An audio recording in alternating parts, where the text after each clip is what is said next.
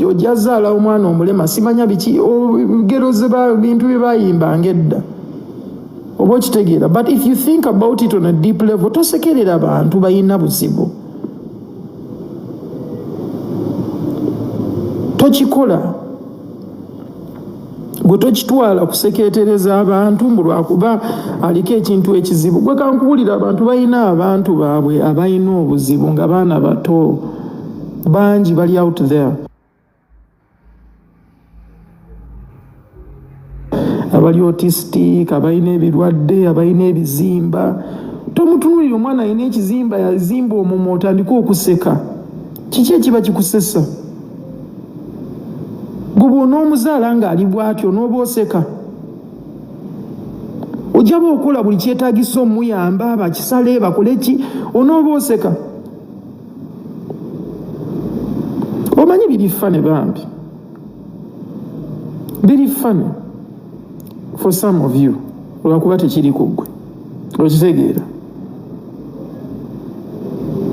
lwakuba tekiri ku ggwe. Naye olunaku ekintu bwe kiri kutuukako oba ne kituuka ku muntu ali close to you, ojja tandika okubeera sensitive to certain things. Right now toli because olowooza oli ani luli. Abamu ku mmwe mulina gundi eza ideology ez'okulowooza oli wa kitalo nnyo. Naye bannange abamu ku mmwe temuli ba kitalo nga bwe mulowooza. Mubyeteekamu bweteesi. Mubyeteekamu bweteesi. Mufune ku mpisa. Toyina kyoluuzinga. Ate bw'obanga toyina kyakwogera kiri positive, sirika. Bw'obanga toyina kintu ky'amagezi kyakwogera ng'oyaga, sirika oyige, guwuliriza abantu abalala balina ebintu by'amagezi ebyokwogera, gwe sirikako. Kozi bw'onoosirika ogenda kuyiga. Naye bw'onooyogera ebyo ebintu ebiri naive, ogenda kwerabisa. Okitegedde? Ogenda kwerabisa.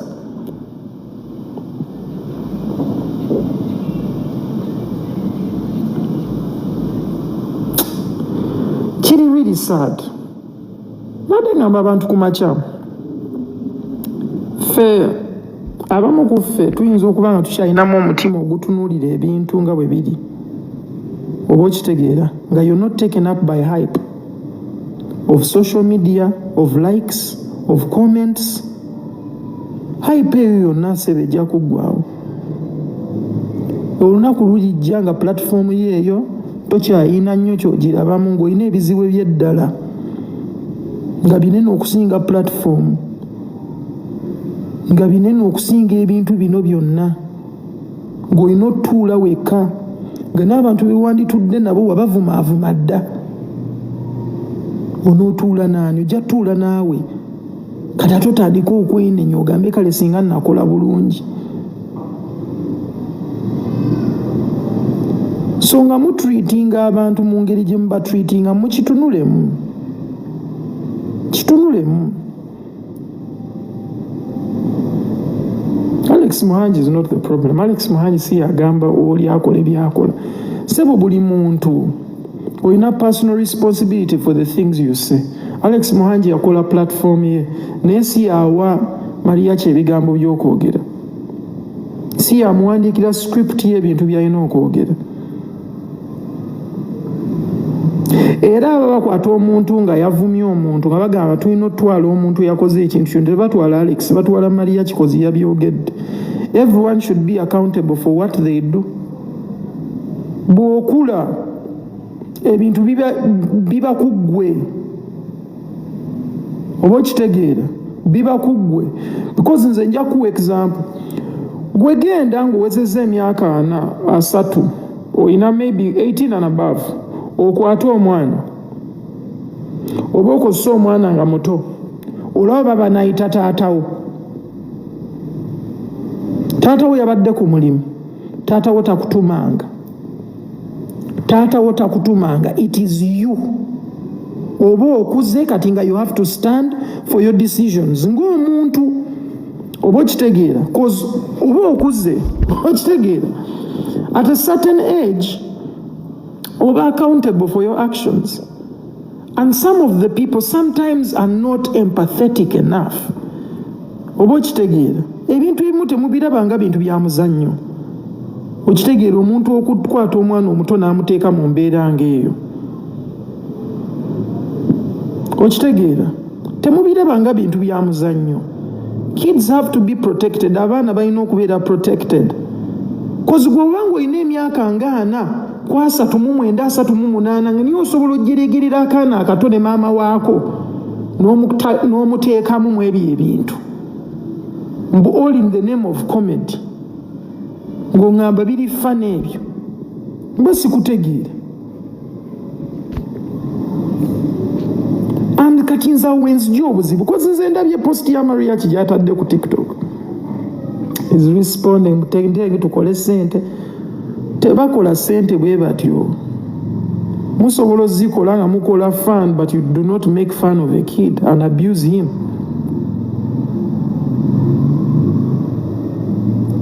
Bazadde bameka bagenda ku masomero nga just omusomesa yakubye omwana we emiggo. Oba okitegeera n'agenda ku ssomero n'agamba omwana wange omukubanga ani gwe amuzaala. Temumanyi bantu bye bayitamu kuzaala baana baabwe. Mubasheminga ne muboogerera. Temubimanyi.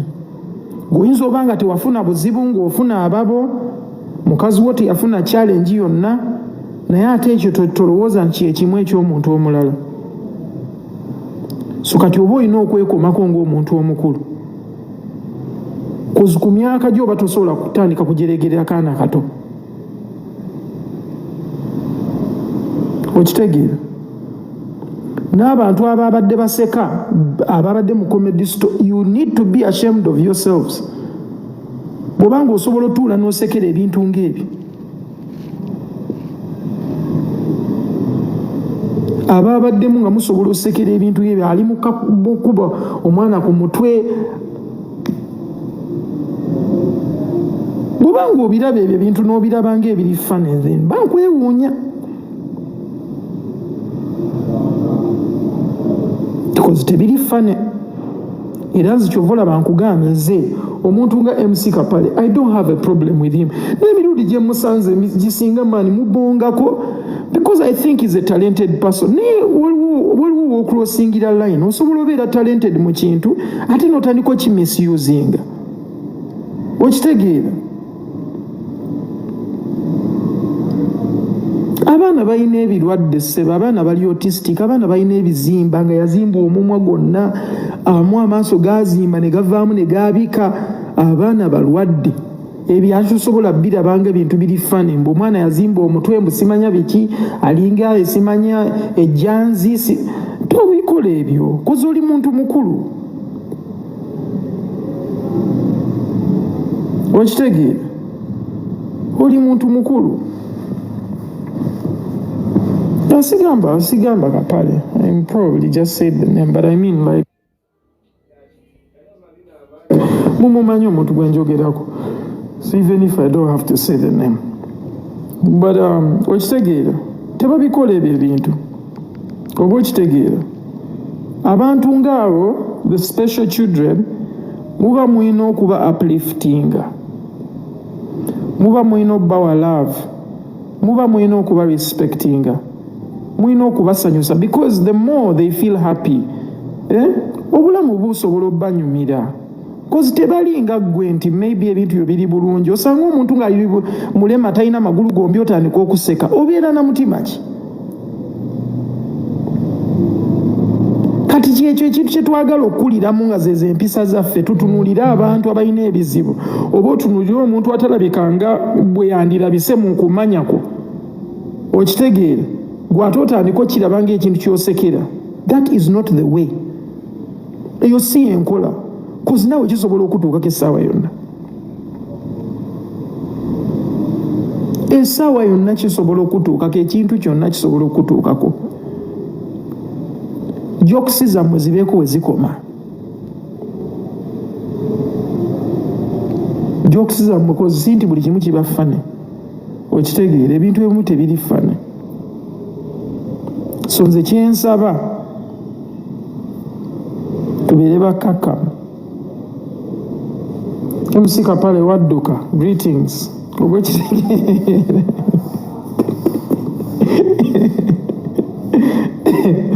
gwe okitegeera, spreading more love, okitegeera, spreading more love. Okiraba ate n'omulimu tugukole bulungi. Bw'oba okola komedi wamukole mu bulungi bwa komedi, abantu baseke naye ng'ebintu by'okola byebyo, okitegeera. Temukwata abaana bato bagatta mu bintu byammwe, oba okitegeera. Temubikola kozi tebirabika bulungi, okitegeera, tebirabika bulungi. Ku Valentines twatambula, twagenda ne Phoebe, ne sister wange ne Ron, netugenda ku Bless a Child Foundation, bayamba abaana abalina cancer. So abaana balina kansa babeera nnyo n'ebizimba, babeera n'ebintu, abamu oyinza n'obutalaba nnyo nti amwina naye ng'amwina bangi. And bambi abaana abo balaba nga bali challenged by a lot of things, oba okitegeera, nga bali challenged by a lot of things. Ne bazadde baabwe nga tebalinaamu bulungi, naye nga bagezaako okulaba nga abaana baabwe baba nnomo ng'abaana abalala, basobole okunyumirwa obulamu ng'abaana abalala. Abaana ababo beetaaga love. Ekifo kigezaako bawa ebyokulya, obakiipinga bulungi, ogenda ku ddwaliro emulago bajjanjaba okukomawo, basobola obeera nabo n'okumala omwaka mulamba, ne babaako engeri gye babayambamu, oba okitegeera. Naye maani ogendayo kozi nze nali sirabanko baana balina kansa, sitambudde kulaba, naye bambi ogenda n'olaba bambi ne kikwatako naawe ng'omuntu n'ogamba tukoze tutya akatono ke tulina tukagawane tusobole okweyamba. Because money is not all, oba okitegeera, money is not all. Osobola obeera ne impact nga totaddemu na ssente na nnyingi, ng'abantu abamu balowooza mbu ssente olina okubeera ne ssente okubaako ky'okola. Just n'okuba n'omutima ogugenda n'okebera ku bantu ng'abo n'obabeererawo. Niwe oba otutte sabbuuni akola kinene nnyo bba okubeera nga balina engoye ezirabika obulungi eziri clean. Yeyo attitude gye tulina obeera nayo, attitude y'okubeera ng'otunuulira situation y'omuntu n'ogezaako naawe okola ki, okweteeka mu kifaananyi ekyo n'obaako engeri gy'omuyambamu, so si engeri gy'omussa wansi, oba okitegeera. Tulina okwetereeza, okitegeera. Tulina okwetereeza, tubeemu empisa, twagale abaana so si kubassa wansi. So kye tusaba kyekyo kintu kitono nnyo, kitwagala kulwana.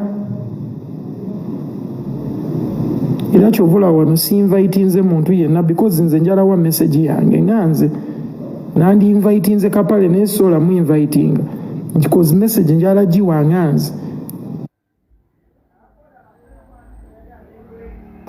For now saagala kuteekako muntu wano ku debating eno nsonga.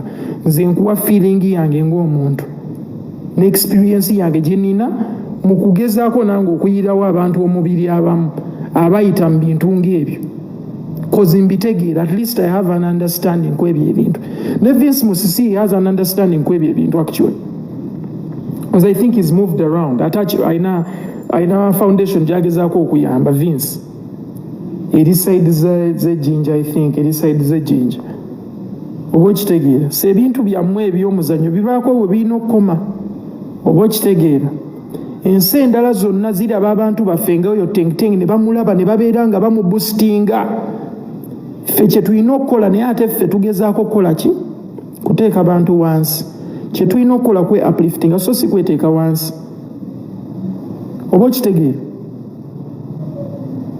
Tulina kweyimusa, tokwata bantu balabisa. tokwata abantu balabisa if there is even anything oba okitegeera.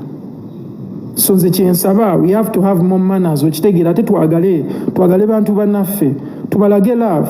Muso maani abantu abali challenged abo beetaaga love maani nga yawaggulu, okitegeera. Cause bonga abantu maani aba teyeefiiringa. Kati omuntu oyo wanga teyeefiiringa ate gwe ate n'omunyigisa oba tokoze bulungi, okitegeere. Oba tokoze bulungi toyina munyigisa oba oyina omula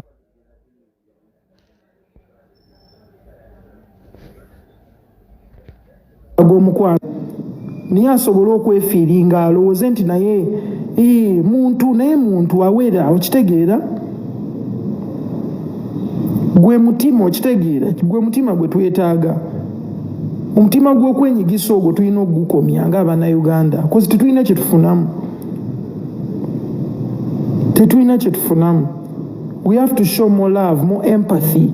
Okwessa empathy kitegeeza okweteeka mu ngatto z'omuntu omulala. Nina akayimba ke nayimba bakayita omwaka guno, kagamba singa yali gwe nga gwe mwavu nga toyina ngatto yadde sapatu, singa gwe yali gwe nga gwe maama ayina omwana atalina kyalya